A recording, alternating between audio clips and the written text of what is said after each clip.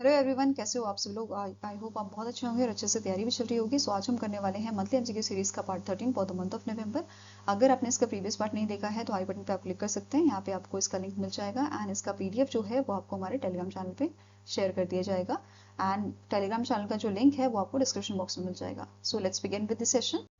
So first आपका question है, the रीओन Bollywood actress Kamini Kaushal, जिनकी आप इमेज यहाँ पे देख सकते हैं, इनका रिसेंटली डेथ हुआ था। Now question here is which in which year she receive Filmfare life time achievement award. तो इन्हें Filmfare life time achievement award मिला था 2015 में। ठीक है, so answer here is option number C. इसके अलावा इन्हें ग्रैंड प्रिक्स भी मिला था at the first Cannes film festival for her debut film Neecha Nagar. Okay, next इनका अवार्ड है Filmfare award best actress for बीरज बहू 1956 में एंड आपका कल्पना चावला अचीवमेंट अवार्ड 2013 में इन्हें दिया गया था। साथ में ही इनकी लास्ट अपीयरेंस की बात करें तो ये देखी गई थी लाल सिंह चड्ढा में 2022 की जो आपकी मूवी है। ठीक है, नेक्स्ट क्वेश्चन है डॉक्टर जितेंद्र सिंह, जो हमारे यूनियन मिनिस्टर ऑफ स्टेट हैं साइंस एंड टेक्नोलॉजी के। he has launched India's first indigenous high precision and compact diode laser at the Emerging Science Technology and Innovation Conclave 2025, जो आपका न्यू दिल्ली में हुआ था। Now question here is, main question here is, which startup developed the new diode laser। तो ये जो आपका नया डायोड लेजर है, कॉम्पैक्ट डायोड लेजर, ये किसने बनाया है? ये आपका स्टार्टअप है आईआईटी दिल्ली का, जिसका नाम है प्रिनिष्क प्राइवेट लिमिटेड। ठीक है, इस स्टार्टअप द्वारा इसको डेवलप किया गया है। ठीक है, this new diode laser, it is India's first domestically developed high precision compact and advance diode laser. ये सपोर्ट करता है ultra secure data transmission, protection against hacking और eavesdropping, enhance security for financial and banking transaction. ठीक है, साथ में ही ये quantum research, higher education, scientific experiment जो है उनको भी सपोर्ट करता है। टेक्निकल एडवांटेजेस क्या होंगे इसके? High beam quality, high scalability, high stability, long term reliability, easy integration होगा यहाँ पे लेबोरेटरी सेटअप का एंड इंडस्ट्रियल सिस्टम्स का। राइट, नाउ नेक्स्ट बात करते हैं क्यूमोसेट अवार्ड। रिसेंटली ये अवार्ड दिया गया है इंडिया के म्यूजियम को। ठीक है, इसके बारे में डिटेल में पढ़ते हैं। This award is given by the international committee for museums and collection of science and technology. It is given by a committee under the international council of museums. Right, ये जो अवार्ड है it recognise science and technology museum जो promote करते हैं social changes, inclusion, sustainability in line with the UN 2030 sustainable development agenda. Right, इसके winner कौन से हैं? कोलकाता वेस्ट बंगाल के ऑन द एज म्यूजियम, जो आपका साइंस सिटी में लोकेटेड है कोलकाता में। ठीक है, it is a state of art climate change gallery and it is a unit of a national council of science museum. ठीक है, ये आपकी यूनिट है national council of science museum की। अब ये जो गैलरी है इसका साइज है 10,000 स्क्वायर फीट का एंड इसे 11 जनवरी 2025 को इनॉग्रेट किया गया था हमारे कल्चर मिनिस्टर द्वारा, गजेंद्र सिंह शेखावत द्वारा। ठीक है, अब ये जो गैलरी है it has engaged over 1 million visitors since opening. तो 11 जनवरी से अभी तक यहाँ पे 1 मिलियन से ज्यादा विजिटर आ चुके हैं and it has conducted outreach for over 60,000 school students. ठीक है, अब ये जो है म्यूजियम ये स्ट्रॉन्ग अवेयरनेस आपकी क्रिएट कर रहा है about the climate change, environmental protection and sustainable living, जिसकी वजह से ये अवार्ड इनको मिला है।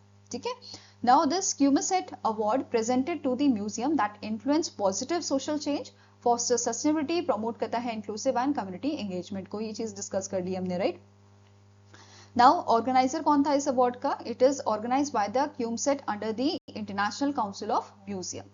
नाउ क्वेश्चन करते हैं इस पे बेस, which gallery in India receive the CIMUSET award at the 27th international council of museum general conference, जो आपके दुबई यूएई में हुई थी? तो आंसर क्या हो जाएगा? कोलकाता का on the edge climate change gallery जो है उनको ये अवार्ड दिया गया है। ओके, now next आपको क्वेश्चन है, union minister Sarbananda Sonowal conferred the Son of the Soil Award during the 5th biannual Son of the Soil Award 2025, which was organized by the Care Luit in Tezpur, Assam, who received the Emerging Achiever Award in a Media and Communication। तो recently हमारे जो union minister हैं सर्बानंदा सोनोवाल जी, इन्होंने son of the soil award जो है ये conferred किए थे 5th biannual son of the soil award 2025 के and this event is organised by the care Luit. कहाँ पे हुआ था? असम में हुआ था एंड यहाँ पे इमर्जिंग अचीवर अवार्ड दिया गया था मीडिया एंड कम्युनिकेशन की फील्ड में टू दी, इनका नाम आपका है सुकृता बरू, ठीक है, इनको ये अवार्ड दिया गया था यहाँ पे, ठीक है। नाउ क्योर लुइट की बात कर लेते हैं। इसके फाउंडर एंड मैनेजिंग ट्रस्टी आपके हैं किशोर जयंता मधाब। हेडक्वार्टर्स का गुवाहाटी असम में लोकेटेड है और 2007 में इसे स्टैब्लिश किया गया था, ठीक है। अब सन ऑफ द सॉइल अवार्ड की बात करें, इसकी शुरुआत 2016 में की गई थी। ऑर्गेनाइज कौन करता है? Care Luit, once in every 2 years, ठीक है। कौन कौन सी फील्ड में दिया जाता है? Entrepreneurship, public service, media, sports, arts and culture में इसको दिया जाता है। अब अवार्ड कैटेगरीज की बात करें तो emerging achiever award, life time achievement award, social sector development award, तो ये 3 इसकी मेन कैटेगरीज होती हैं अवार्ड की। नाउ यहाँ पे अवार्ड की बात कर लेते हैं। इमर्जिंग अचीवर अवार्ड में सुकृता बरू जो है, इन्हें मीडिया एंड कम्युनिकेशन में अवार्ड मिला है। देन संघमित्रा कलिता जो एंटरप्रेन्योरशिप फील्ड में इनको ये अवार्ड मिला है। देन ईशा रानी बरू स्पोर्ट्स में, Himjyoti Talukdar arts and culture में, डॉक्टर देवजानी बरू कंजर्वेशन में, राइट। नेक्स्ट आता है life time achievement award. Then Arun Nath art and culture में अवार्ड दिया गया है। रविशंकर न्यूज एंड मीडिया में। Then Manuddin Ahmed sports category में दिया गया है। Lakshmi Baruah in entrepreneurship and Smita Das in public service, right. Next आता है social sector development award, doctor Alka Sharma and अक्षर फाउंडेशन, ठीक है। इन दोनों ये जो आपके रेसिपेंट हैं इनको अवार्ड दिया गया है एजुकेशन एंड कम्युनिटी एम्पावरमेंट में, right. Next is where was the third international Ayurveda conference was held. तो थर्ड इंटरनेशनल आयुर्वेदा कॉन्फ्रेंस आपकी जो है साओ पोलो ब्राजील में हुई थी। तो answer here is option number B. अब जो कॉन्फ्रेंस है it marked the 40 years of practice of Ayurveda in Brazil. इसका थीम था diversity and inclusion in Ayurveda, caring for everybody and every be, ठीक है। इसे इनॉग्रेट किया गया था दिनेश भाटिया जो एम्बेसडर हैं इंडिया टू ब्राजील के।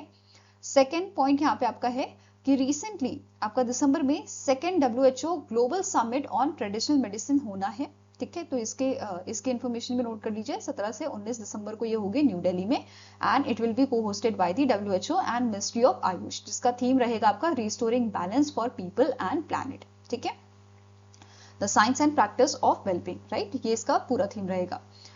Now next is what is the name of a 8th India-France bilateral air exercise that was held at the Mount de Marsan Air Base in France. So 8वां edition जो है India France bilateral exercise का, जिसका नाम गरुड़ा है, ठीक है, इसको रिसेंटली परफॉर्म किया गया था एंड इट इज गरुड़ा 25 जो 16 से 27 नवंबर तक चली थी। और पार्टिसिपेंट्स की बात करें इंडियन एयरफोर्स की तरफ से Su-30 MKI यहाँ पे शामिल था, C-17 IL-78 एंड आपकी फ्रांस की तरफ से राफेल मल्टी रोल फाइटर्स यहाँ पे इन्वॉल्व आपके थे इस एक्सरसाइज में, ठीक है। पहला एडिशन आपका 2003 में हुआ था ग्वालियर में एयरफोर्स स्टेशन में एंड जो प्रीवियस एडिशन था 7वां एडिशन 2022 में हुआ था जोधपुर एयरफोर्स स्टेशन में, okay.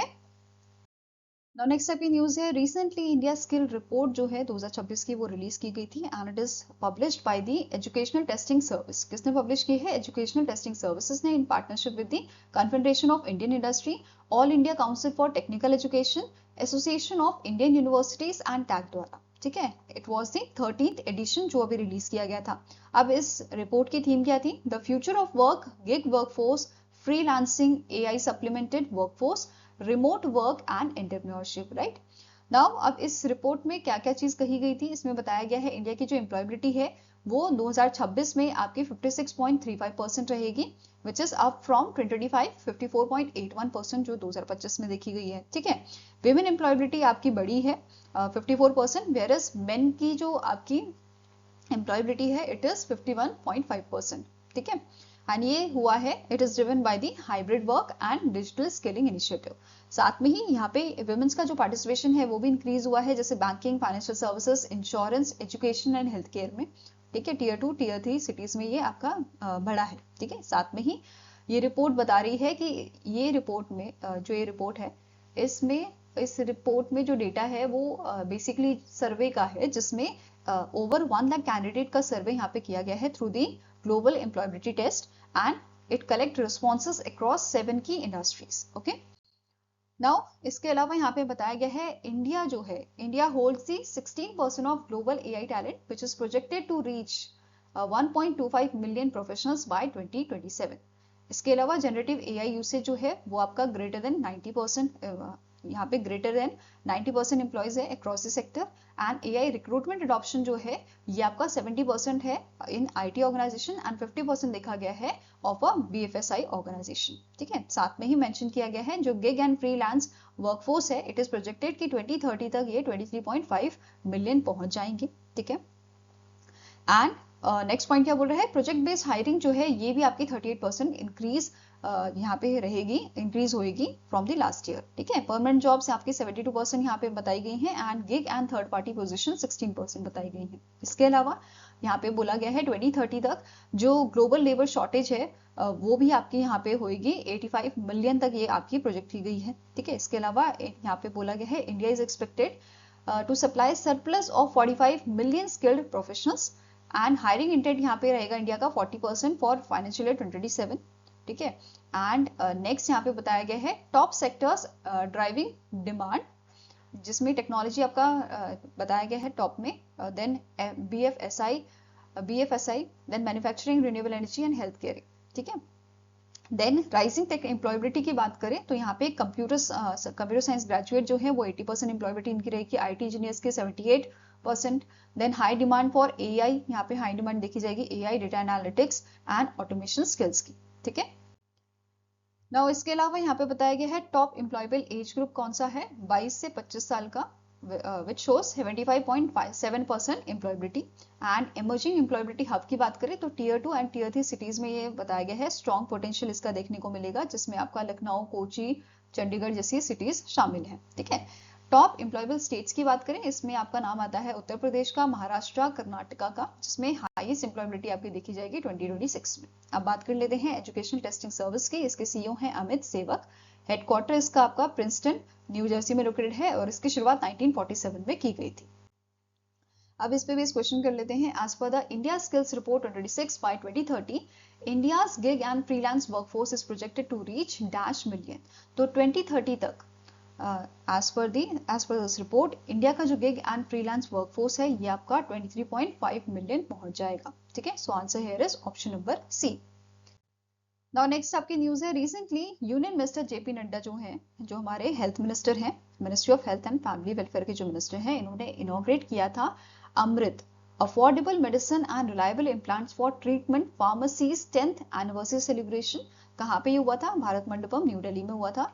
And during this event इन्होंने इनॉग्रेट किए थे 10 न्यू अमृत फार्मेसीज आउटलेट्स को इंडिया में। साथ ही इन्होंने अमृत आईटीज इको ग्रीन वर्जन 2.0 जो है वो भी रिलीज किया था and upgraded and environmentally sustainable digital platform इन्होंने जो है यहाँ पे लॉन्च किया था। ठीक है, for streamlining operation, enhancing transparency and improving efficiency across Amrit network. Right, साथ में ही इन्होंने कस्टमाइज माई स्टैम्प जो है वो भी रिलीज किया था in association with the Indian post and एक कॉफी टेबल बुक भी यहाँ पे रिलीज की गई थी। फाइन, अब अमृत फार्मेसीज की बात कर रहे हैं तो ये फार्मेसीज जो है ये आपको life saving and essential medicine पे डिस्काउंट प्रोवाइड करती है आपका 50% से 90% के बीच में। एंड यहाँ पे एक और चीज कि जो पहला आउटलेट था आपका अमृत का पहला आउटलेट जो था वो कब इनॉग्रेट किया गया था, 2015 में, 15 नवंबर 2015 को ये आपका इनॉग्रेट किया गया था एम्स दिल्ली में। एंड इसकी इंप्लीमेंटिंग एजेंसी कौन सी आपकी, it is HLL life care limited. Okay,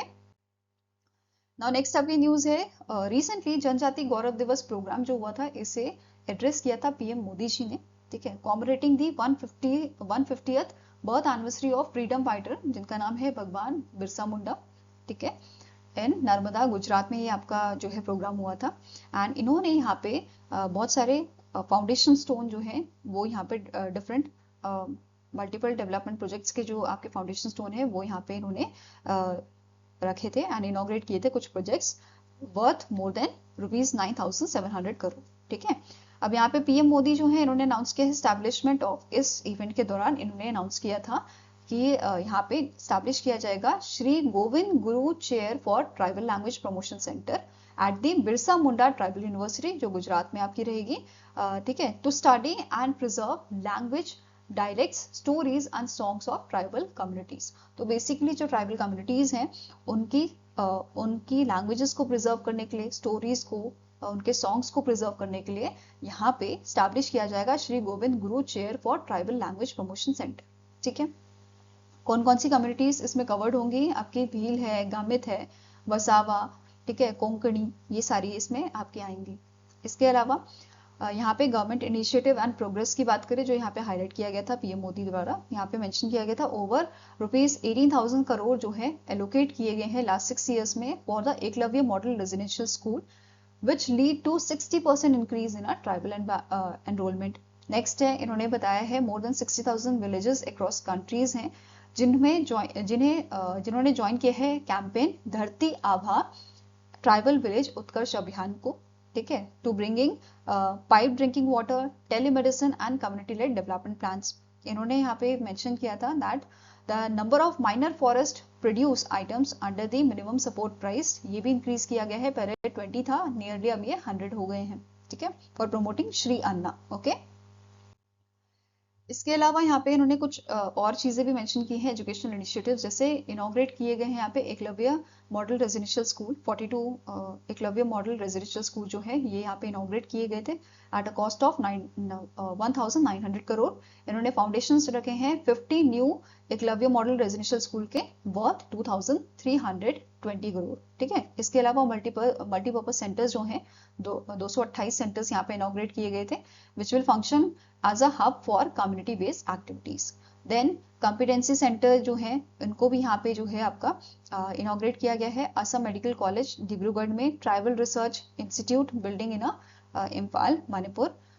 then transport and connectivity की बात करें तो इन्होंने फ्लैग ऑफ किया था 250 buses for 14 tribal districts of Gujarat and laid foundation stone for 748 kilometres of a new record in tribal areas. ठीक है, next है यहाँ पे 14 ट्राइबल मल्टी मार्केटिंग सेंटर्स जो हैं इनको भी यहाँ पे इनॉग्रेट किया गया था which act as a community hub to support trade and development.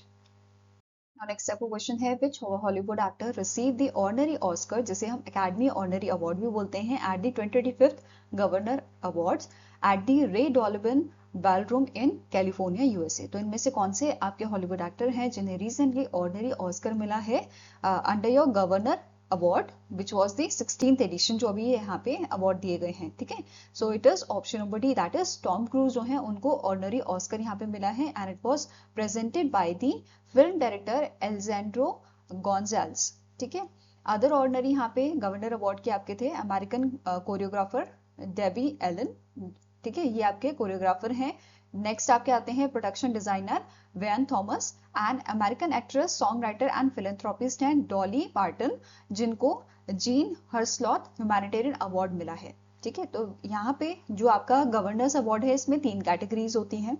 कौन कौन सी 3 कैटेगरीज आपकी होती हैं? एक होता है इरविंग जी थैलबर्ग्स मेमोरियल अवार्ड, जो फिल्म प्रोड्यूसर को दिया जाता है with a great track record of movies.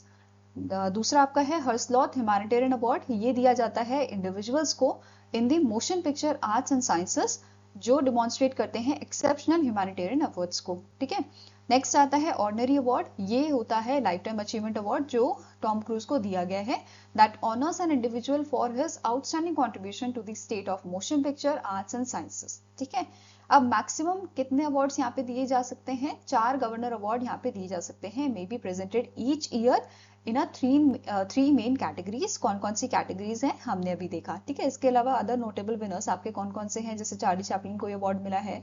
ठीक है, अमेरिकन एनिमेटर वॉल्ट डिज्नी को मिला है। Then American singer and actress Judy Garland and Angela Evelyn Bassett जो है इनको भी अवार्ड मिल चुका है। Now next आपको क्वेश्चन है the Karnataka government has introduce KEO knowledge driven economical open source, एक low cost and AI ready personal computer है। ठीक है, जिसको कर्नाटका गवर्नमेंट ने इंट्रोड्यूस किया है एंड क्वेश्चन इज कि इसकी प्राइस कितनी है? तो 18,999 is the price of this KEO knowledge driven economical open source computer जो है आपका पर्सनल PC जो है पर्सनल कंप्यूटर जो है इसका कॉस्ट है। ठीक है, इसे किसने लॉन्च किया है?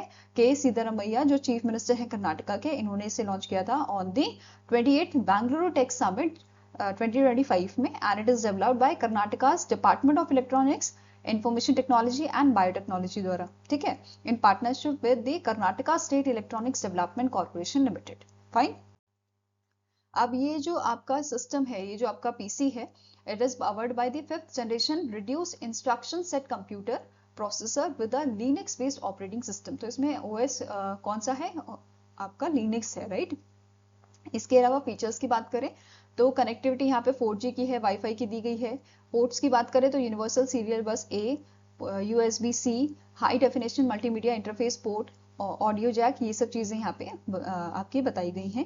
ठीक है, साथ में ही इसमें एक एआई टूल भी जो है प्रीलोडेड रहेगा जिसका नाम है बुध। ठीक है, and it is a AI tool trained on Karnataka DSERT department of state education research and training syllabus, जो असिस्ट करेगा स्टूडेंट्स को in a low connectivity areas.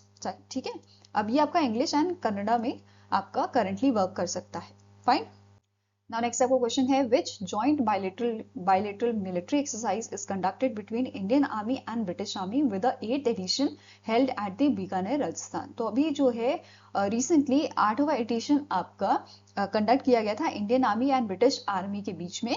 कौन सी एक्सरसाइज का? It is your Ajay warrior. ठीक है, answer here is option number A, Ajay warrior जो है इस एक्सरसाइज की शुरुआत 2011 में आपकी की गई थी।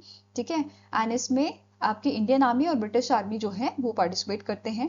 अब यहाँ पे पार्टिसिपेंट्स की बात करें तो 2nd बटालियन जो आपकी है the royal Gorkha rifles which is a part of a UK's global response force, इन्होंने पार्टिसिपेट किया था। And 16 air assault brigadier combat team जो है इन्होंने यहाँ पे पार्टिसिपेट किया था। अब बात करें अगर प्रीवियस एडिशन की तो जो 7th एडिशन आपका था वो यूके में हुआ था in the year 2023। Okay, now next question है which of the following marble was recently granted the geographical indication that is GI tag under the high quality natural stone category। तो इनमें से कौन सा मार्बल है जिसको रिसेंटली जीआई टैग मिला है under this category high quality natural stone category? So it is your Ambaji marble from the Gujarat. ठीक है, गुजरात के अंबाजी मार्बल को रिसेंटली जीआई टैग दिया गया था। ठीक है, अब जीआई इंडिकेशन रजिस्ट्री की बात करें जो इस टैग को देती है, सो इसका हेडक्वार्टर चेन्नई तमिलनाडु में लोकेटेड है और इसे 2003 में स्टैब्लिश किया गया था। और अगर एग्जाम में पूछा जाए कि आपका जीआई टैग कब तक वैलिड होता है तो 10 सालों के लिए वैलिड होता है। ठीक है, उसके बाद रिन्यू करवा सकते हैं। नाउ नेक्स्ट बात करते हैं नेशनल एंड इंटरनेशनल डेज की। पहला है international day for prevention of the fight against all forms of transnational organised crime which is observed on 15th of November. ठीक है, 2nd एडिशन ऑब्जर्व किया गया था, पहला 2024 में हुआ था। अब इसका थीम क्या था 2025 का? Follow the money stop organised crime. Follow the money stop organised crime. ठीक है, नाउ नेक्स्ट आता है नेशनल प्रेस डे जो हम 16th नवंबर को ऑब्जर्व करते हैं। इसका थीम आपका था safeguarding press credibility amidst rising misinformation. ठीक है, अब इस डे को क्यों ऑब्जर्व किया जाता है? क्योंकि इस दिन 16 नवंबर 1966 को प्रेस काउंसिल ऑफ इंडिया जो है इसने अपना काम जो है, इसकी जो फंक्शनिंग है वो स्टार्ट हुई थी। ठीक है, वैसे तो ये आपका 4 जुलाई को स्टैब्लिश हुआ था बट फंक्शनिंग इसकी 16 नवंबर से स्टार्ट हुई थी under the and it was establish under the press council act 1965। ठीक है, इसे रीस्टैब्लिश किया गया था 1979 में एज अ स्टैट्यूटरी और autonomous authority under press council act 1978। ठीक है, इसके पहले चेयरमैन कौन थे? पीसीआई के जस्टिस जे आर मुधोलकर जो आपके फॉर्मर सुप्रीम कोर्ट के जज भी रह चुके हैं। ठीक है, नाउ नेक्स्ट आपका है, अब यहाँ पे बात हो रही है प्रेस की, नेशनल प्रेस की हम बात कर रहे हैं यहाँ पे। ठीक है, नेशनल प्रेस डे की। सो अब यहाँ पे एक आपकी जो इंडेक्स है वो भी रिलीज की जाती है रिगार्डिंग दी प्रेस फ्रीडम। ठीक है, वर्ल्ड प्रेस फ्रीडम इंडेक्स 2025 की जो थी, इसमें आपके एक क्वेश्चन बनता है कि इंडिया की रैंक कितनी थी। ठीक है, इंडिया की रैंक थी 151, 2024 में 159 रैंक थी, अभी ये 151 हुई है। ठीक है, 2025 में। अगर बात करें टॉप कंट्रीज की तो इसमें टॉप किया था नॉर्वे ने 9th कंसेक्यूटिव ईयर। ठीक है, ये टॉप पे बना रहा है। एंड 2nd नंबर पे एस्टोनिया था, 3rd पे आपका नीदरलैंड था। ओके, नाउ बात करते हैं एडिशनल इंफॉर्मेशन की। तो आपका जैसे कि एग्जाम में पूछा जा रहा है इंटरनेशनल ऑर्गेनाइजेशन के हेडक्वार्टर्स, तो ये भी हम साथ साथ में कवर करते रहेंगे। जैसे यूनाइटेड नेशन जनरल असेंबली जो है यूएनजीए जो है, इसके करंट प्रेसिडेंट कौन है? एना लेना बेयरबॉक। हेडक्वार्टर्स का न्यूयॉर्क में लोकेटेड है और 1945 में स्टैब्लिश किया गया था। ऐसे ही पीसीआई की बात करते हैं, प्रेस काउंसिल ऑफ इंडिया की, तो इसके चेयरमैन है justice Ranjana Prakash Desai, headquarter new Delhi में लोकेटेड है और 1966 में इसे स्टैब्लिश किया गया था। ओके, आई होप गाइस आपको ये वीडियो पसंद आया हो। पसंद आया तो लाइक एंड शेयर जरूर कीजिएगा और हमारे साथ जुड़ने के लिए हमारे चैनल को सब्सक्राइब कीजिएगा। अगर आपके कुछ सजेशन है तो आप हमें मेल कर सकते हो benchmarkstudy007@gmail.com पे, या फिर आप हमें कमेंट सेक्शन में भी लिख सकते हैं। सो मिलेंगे इसे नेक्स्ट वीडियो के साथ। Till then take care, have a nice day and all the best for your preparations.